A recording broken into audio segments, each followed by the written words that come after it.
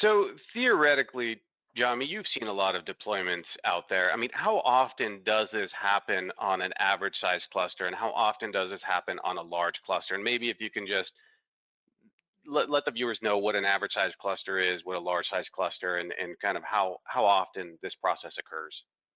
Sure. Just speaking from field experience, what we would consider to be an average size cluster could range in the range of, say, hundreds. We would use the magnitude of hundreds of terabytes, for example. That would be a typical cluster. A large cluster, of course, is going to be into petabyte or multiple petabyte, you know, one, two, three figures of petabyte scale easily. And what we see in those situations is that in the case of the quote unquote normal sized clusters, you typically don't have a large number of simultaneous volume failures happening.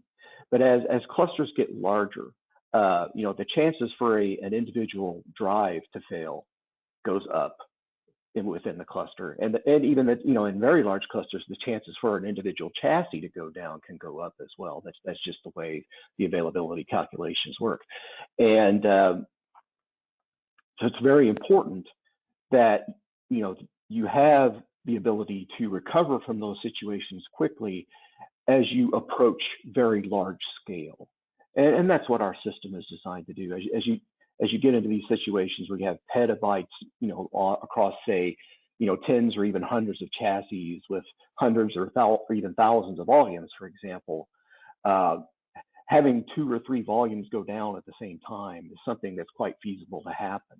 And you want to design your protection schemes around the fact that that can happen.